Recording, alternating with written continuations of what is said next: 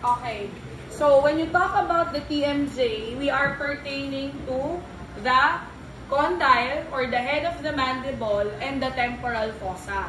So, the movement of the condyle is very important for the movement of the mandible. So, without these structures, hindi gagalaw yung mandible natin. Kaya nga tayo may tinatawag na temporomandibular joint or TMJ. It allows the movement of the mandible. Okay? Now, when we are pertaining to centric relation, it says here na yung ulo daw ng condyle must be at the most supero-anterior portion of the glenoid fossa. So, the glenoid fossa is this one, and the position of the condyle should be on a range na dapat nasa most supero-anterior portion siya, regardless of the tooth contact. So, ibig sabihin, independent ang centric relation sa tooth contact. Regardless kung nakakontact man yan or hindi, basta nasa most supero-anterior position ng condyle, we call it as centric relation. Okay. Another name for centric relation in other textbooks and test questions is relative position. Okay?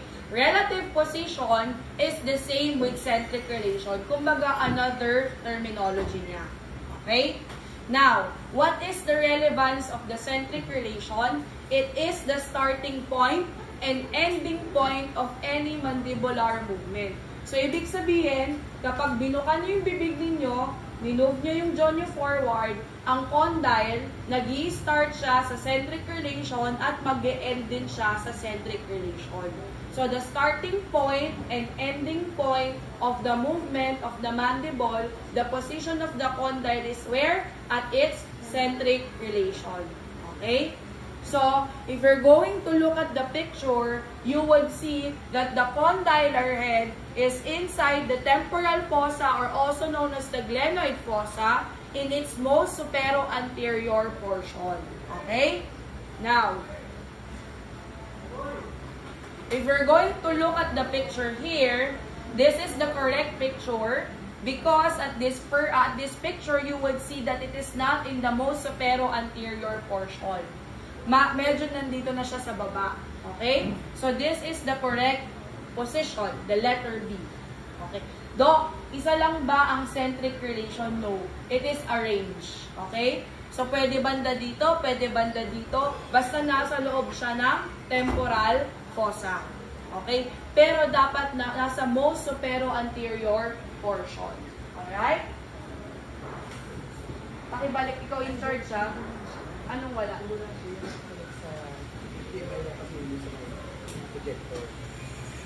HDMI?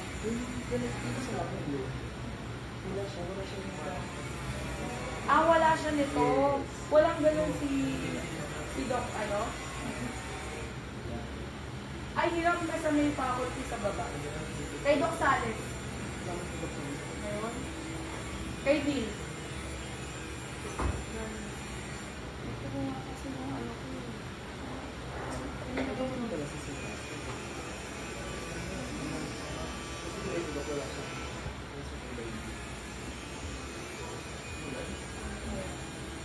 Hirap ka sa faculty. Ito extension. Hanap ka sa faculty kung sino may meron na hirap. Yung hindi nagtuturo. Ngayon. Kasi yung ganyan ko, yan pala yung head. Yung ganyan ko nakuha na empress. Sir, ito nito, baka may extra dun na projector. O kaya kayo sa high school.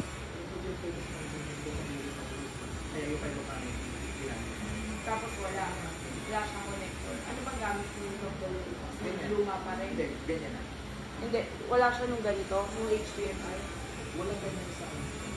Sa connector pa dito, kaya wala. Sa mga kasi wala. Ay, wala.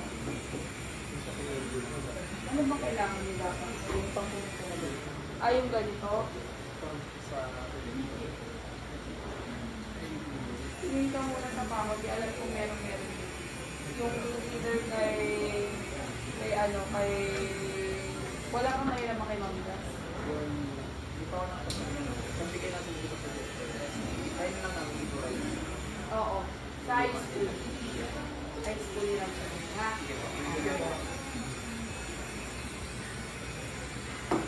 Alright. So now, next to centric occlusion. Okay? So when you talk about centric occlusion, this is seen in a complete denture patient.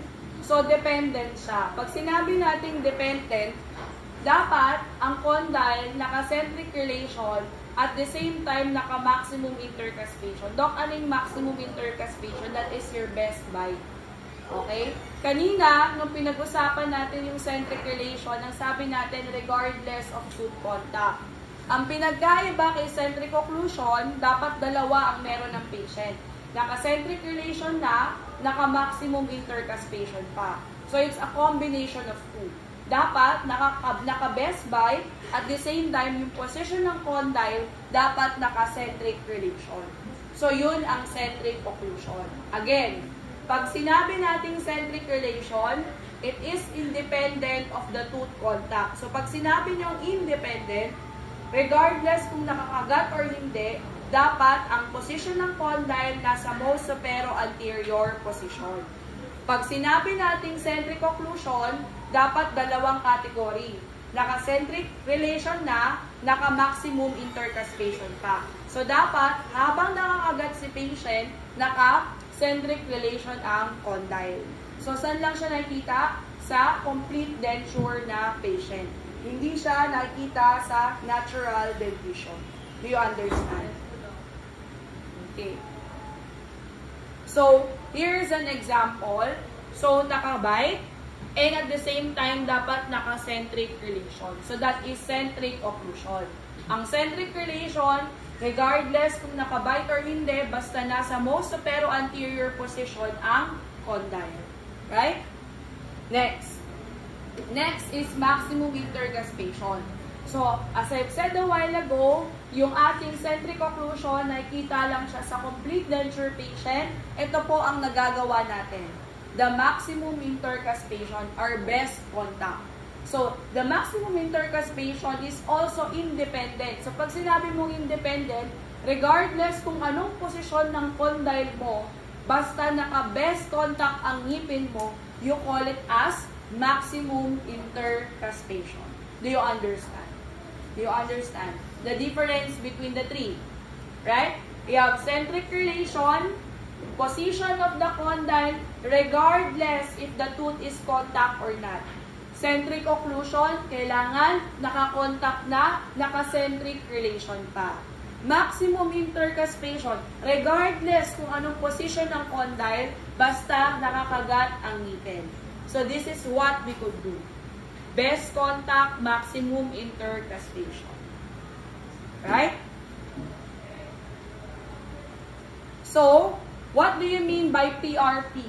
PRP stands for physiologic rest position, or what do we see in the different types of books? We call it as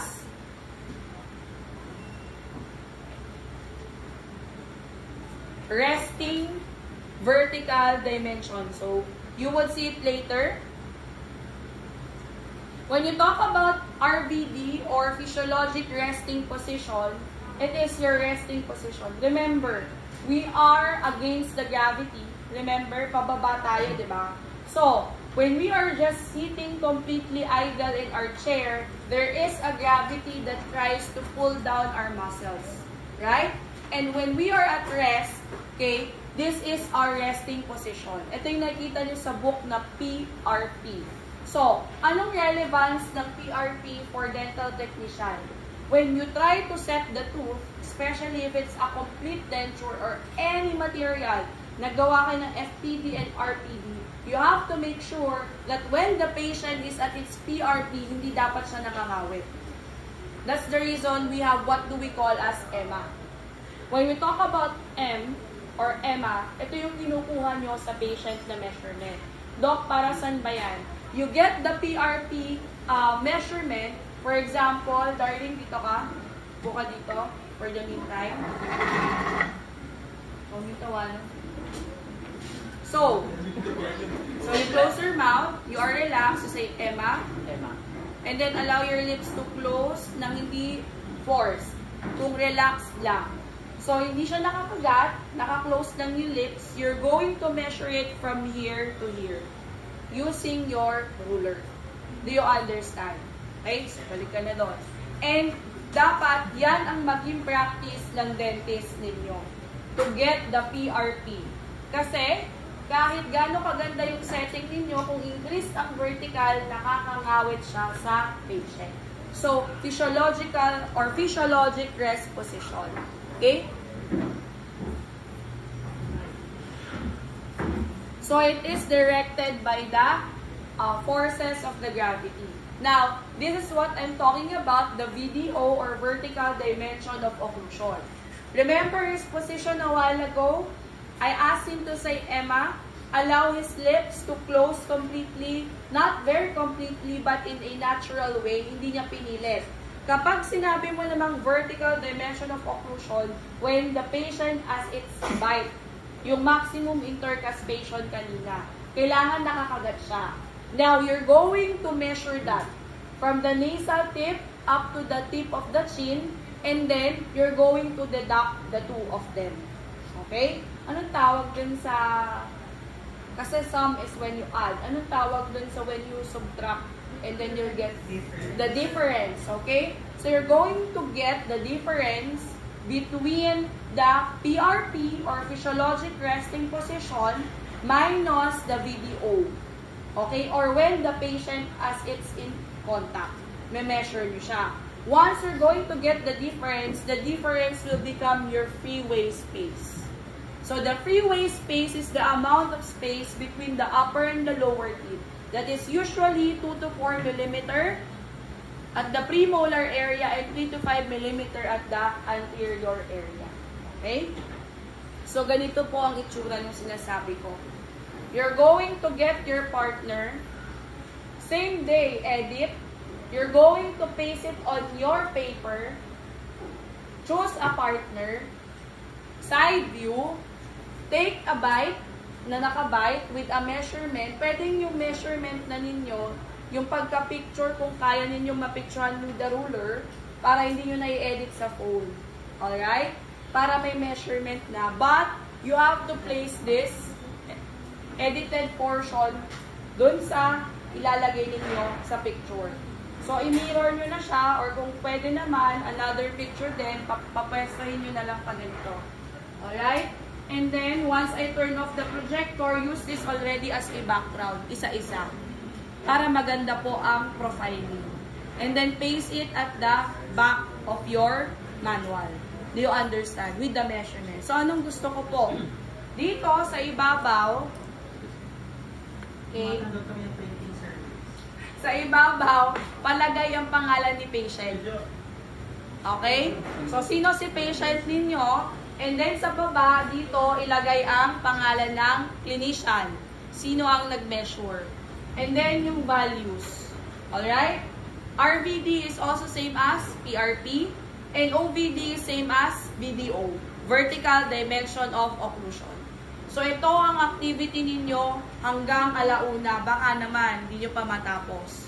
Paki-edit na rin po at paki-paste sa paper. Dito, meron po ako. Need printed na? Need printed, need paste na rin. Para wala na kayong iuwi. Tapusin na dito. Kaya yung mga mag-ML dyan, kapag hindi pa yan tapos, ay baka matapo ko na yung bag nyo palabas. Kasama nyo. O, gawin mo, hindi ka na mabubuhat.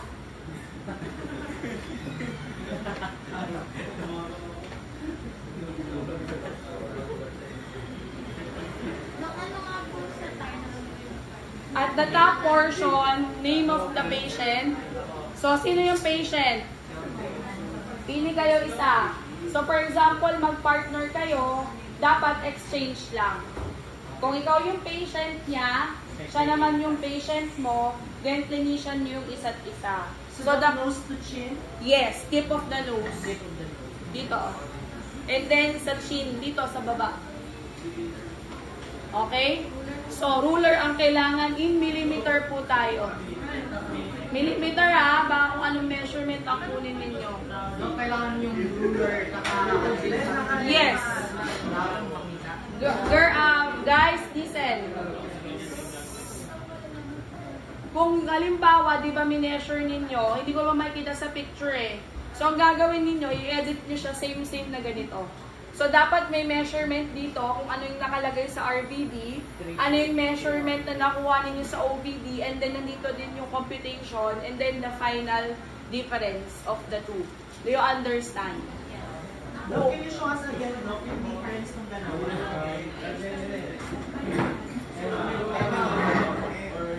Isang tao na Side view. Kapag OVD or vertical dimension of occlusion nakakagat. So, ibig sabihin, kapag nakakagat, decreased ang bite, right? Next is yung physiological resting position or PRP or yung tinatawag nating resting vertical dimension or rest vertical expansion. Not kagat. So, pag sinabi niya EMA or M, yes, yung hindi siya nakakagat pero relaxed siya. Kaya nga, bakit ko sinasabi yon? Hindi pwedeng nakarelax si patient ninyo, nakakagat ng sobra. Kasi imagine, kung wala yung space niya with si patient. Do you understand? Okay. Taka na doon. So, ito ang gagawin ninyo buong maghapon. Hanggang alauna. So, yes, of course. Yes, of course. Doc, pwedeng gumamit ng Phone editor. phone measure. Mas maganda para ma-feel mo, you use the ruler. Ha? So, kailangan naka-side view. Doc, yung RVD, OVD, equals namin yun. Yes, kailangan nandito na dapat yung value. Minus. Value. Okay. Guys,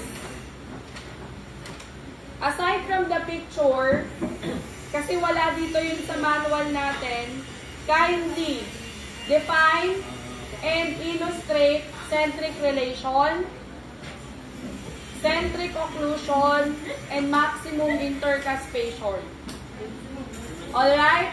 Illustrate and explain centric relation, centric occlusion, maximum intercuspation, and this one. This one, ito na yung sa classmate ninyo. Yes, use this one para meron kayong white background.